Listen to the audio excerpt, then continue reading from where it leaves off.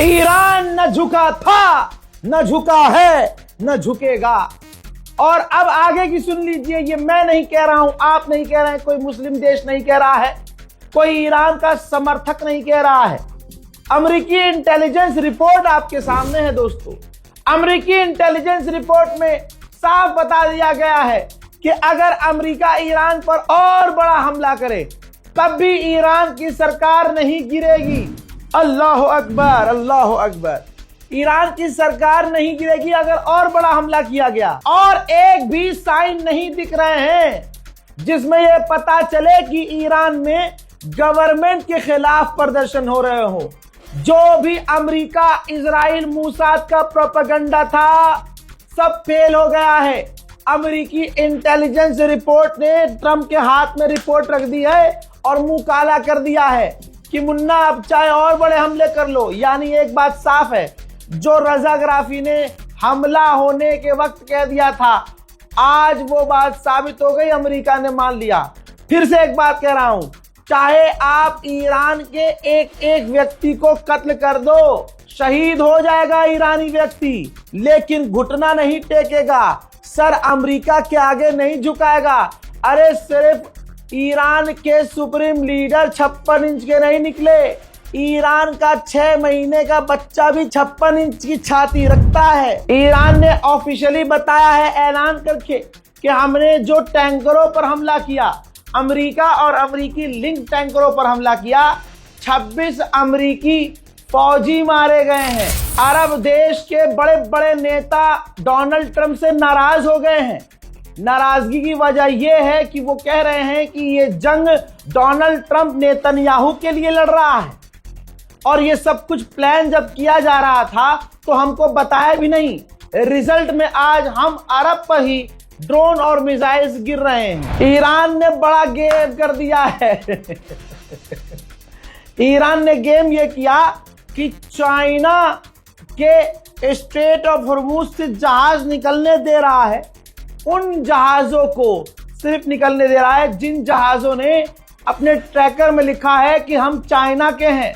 ये जो जहाज है इसका ताल्लुक चीन से है। ईरान चालाक है, ईरान देख भी रहा है कि हाँ, कुल मिला के ये है कि जो टैंकर चीन के हैं उनको स्ट्रेट ऑफ हॉर्मुज से जाने दे रहा है और उन जहाजों को जाने दे रहा है, उन समुद्री टैंकरों को जाने दे रहा है जिन पर अमेरिका ने पाबंदियां लगाई थी।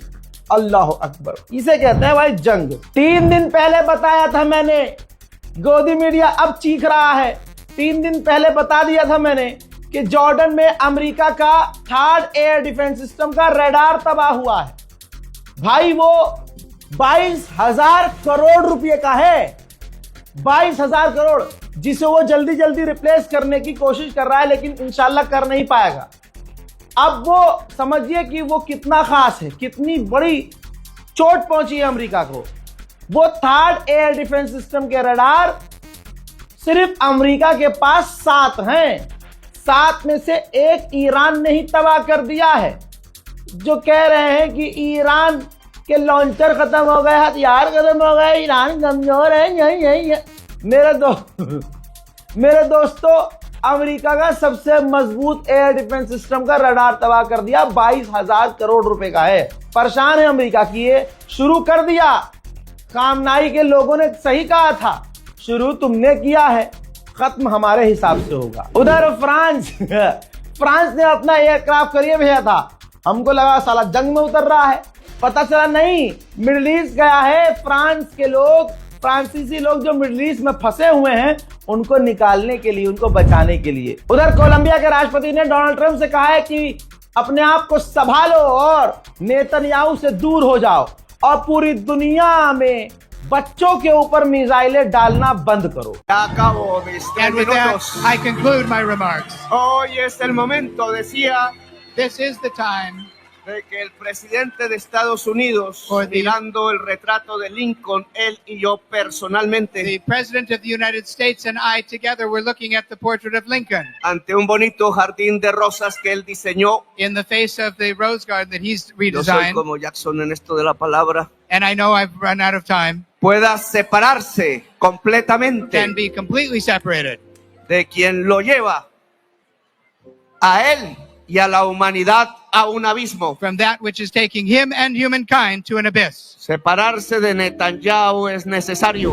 It's बमुश्किल दुबई का एयरपोर्ट चालू हुआ तो दुबई में फंसे लोग ऐसे भाग रहे हैं जैसे अब उनको आना नहीं, गुनाह कर दिया उन्होंने बेचारों ने। ईरान की मिसाइल और ड्रोन का खौफ पूरे मिडिल ईस्ट में नजर आ रहा है। 没网了，没网了，这网很差，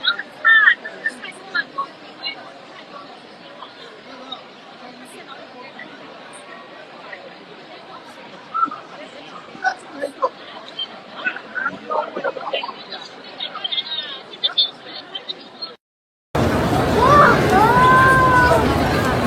太多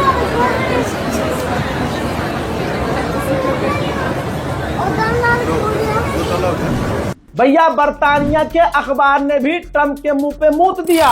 बर्तानिया का सबसे बड़ा अखबार इंडिपेंडेंट, उसने लिखा है फ्रंट पर ही कि ईरान के हमलों ने हम सबको बता दिया, डोनाल्ड ट्रंप की इस जंग ने हम सबको बता दिया कि ईरान के हमलों में हम कितने डिफेंसलेस हैं, हम उसके आगे बेकार हैं।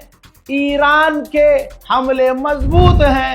अमेरिका और इजराइल ने मिलकर ईरान पर बच्चों को निशाना बनाया जानबूझकर। पूरी दुनिया ने देखा। सोचिए, अमेरिका के लोग भी ट्रंप के खिलाफ हो गए। ईरान ने उन बच्चियों की तस्वीर जारी की है। अल्लाह अकबर, बच्चियों का चेहरा देख लो, इन शहीद बच्चियों के चेहरे को देख लो जिन्होंने दुनिया नहीं देखी थी।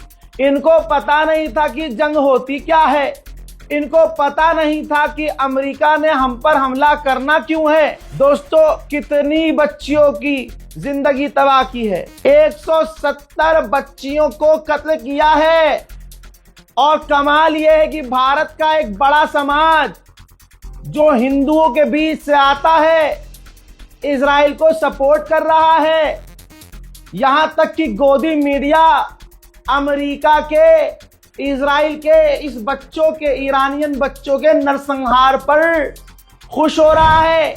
मुसलमानों के कौम से निकली हुई एक गंदी नस्ल की नाजायज पड़ोस की औलाद, जिनके सामने हैवान भी इंसान लगे, नाम रूबिका लियाकत, वो 170 बच्चियों की मौत पर जस्टिफाई कर रही है, उनकी मौत को जस्टिफिकेशन दे रही है। अल्लाह अकबर।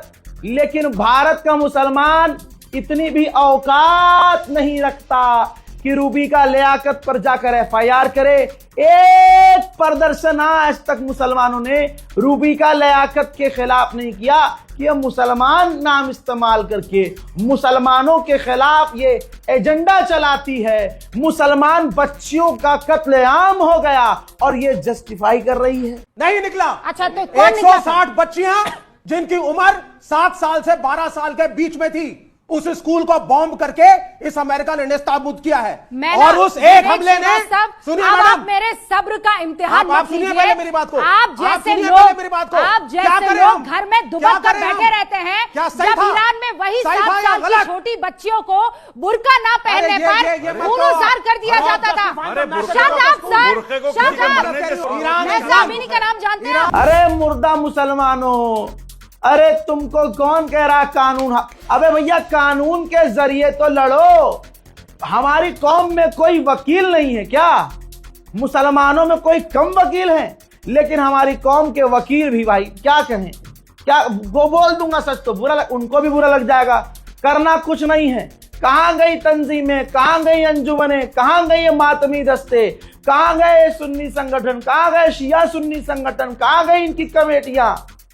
कोई बच्चियों के नरसंहार पर जो टुकड़ों में बढ़ गई, मैं फोटो नहीं लगा सकता, मेरे पास है, जो बच्चियों की आते बाहर आ गई, सर धड़ से अलग हो गए, ऐसी बच्चियों के नरसंहार पर रूबिका लियाकत जस्टिफाई कर रही है कि नहीं नहीं, ईरान में तो सुप्रीम लीडर ये करता था, ईरान में तो ये, अबे तू नंगी घूम यहां, अरे तू बिल्कुल नंगी घूम, तुझे कोई मना नहीं करेगा। तू भारत में खुश है, खुश रहे, सब खुश है, बहुत खुश है। भारत में मुसलमान बहुत खुश है। लेकिन तू ये जो 170 बच्चियों के कत्लेआम पर जस्टिफाई कर रही है उनकी मौत को कि मरे हैं तो सही हुआ है। अल्लाह को कहां मुंह दिखे? तेरी भी तो बच्ची है, तेरी भी तो बेटी है। अरे लानती औरत, तू कैसी मां होगी? अरे तू किस जात से पैदा हुई है? दुनिया ये सोचेगी एक दिन। CNN के पत्रकार को एक ईरानी व्यक्ति ने इंटरव्यू दिया और उसने कहा कि पहले मैं ईरान के खिलाफ अमेरिका और इजराइल को सपोर्ट कर रहा था और मैं ये कह रहा था कि हमला कर दे रिजीम पर इजराइल, लेकिन उनकी बमबारी में मेरे ही दोस्त यार मारे गए, मैं पूरी तरह से टूट गया हूं। अरे ईरान के गद्दारों, ओ ईरान के गद्दारों, अब रोक के क्या फायदा? जब तुम्हें समझाया जा रहा था कि अपने मुल्क के खिलाफ तीसरे देश से हमला करने को मत कहो, मुल्क के खिलाफ प्रोपेगेंडा मत चलाओ, सड़कों पर आकर ईरान की बिल्डिंगों को, सरकारी इमारतों को मत फूको, तब नहीं आ रही थी समझ। गांजा और अफीम फूक कर हाथ में बंदूक लेकर गोलियां चला रहे थे ना, अब तो। मेरे दोस्तों, इस रिपोर्ट को शेयर कीजिएगा, हमारे चैनल रजाग्राफी अनस्क्रिप्टेड यूट्यूब पर सब्सक्राइब जरूर कीजिएगा। फिलहाल के अपडेट में इतना ही। जय हिंद।